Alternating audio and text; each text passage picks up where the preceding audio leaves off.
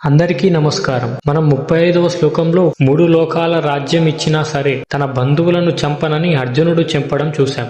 ఇప్పుడు 36వ శ్లోకంలో అర్జునుడు తన వాదనకు ఒక నీతి కారణాన్ని వెతుకుతున్నాడు. అతను శ్రీకృష్ణుడితో ఇలా అంటున్నాడు: ఓ జనార్దన, ధృతరాష్ట్రుని కుమారులను చంపడం వల్ల మనకు కలిగే సంతోషం ఏమిటి? వారు మనల్ని ఎన్నో రకాలుగా హింసించినా, ఘోరమైన తప్పులు చేసిన దుర్మార్గులైనప్పటికీ వారిని చంపడం వల్ల మనకు పాపం మాత్రమే చుట్టుకుంటుంది. ఈ శ్లోకంలో అర్జునుడు తన నిర్ణయాన్ని సమర్థించుకోవడానికి కొన్ని కీలకమైన అంశాలను ప్రస్తావించాడు. మొదటిది, అర్జునుడు శ్రీకృష్ణుడిని ఇక్కడ జనార్దన అని పిలిచాడు. జనార్దన అంటే ప్రజలందరినీ కాపాడేవాడు అని అర్థం. నువ్వు అందరినీ కాపాడేవాడివి కదా, మరి మన సొంత కుటుంబ సభ్యులను మనం చంపడం నీకు సమ్మతమేనా అని అర్జునుడు అడుగుతున్నాడు. రెండవది, ఆతతాయులు అంటే అగ్రెసర్స్ అనే పదం. శాస్త్రాల ప్రకారం 6గురిని అగ్రెసర్గా అంటారు. ఒకటి విషం పెట్టేవాడు, రెండవది ఇంటికి నిప్పు పెట్టేవాడు, మూడవది ఆయుధంతో దాడి చేసేవాడు, 4 ధనాన్ని దోచుకునేవాడు,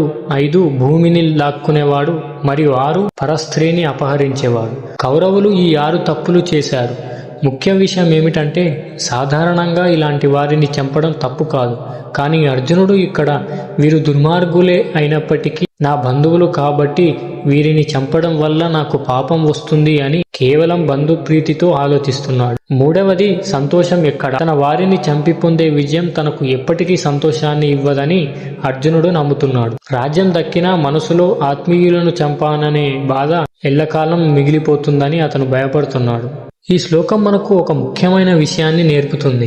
మనం ఒక్కసారి మన బాధ్యతల నుండి తప్పించుకోవడానికి నీతిని లేదా ధర్మాన్ని మనకు నచ్చినట్లుగా వాడుకుంటాం. అర్జునుడిలాగే మనం కూడా ఏదైనా కష్టమైన పని చేయాల్సి వచ్చినప్పుడు ఇది పాపం కదా, ఇది తప్పు కదా అని సాకులు వెతుక్కుంటాం.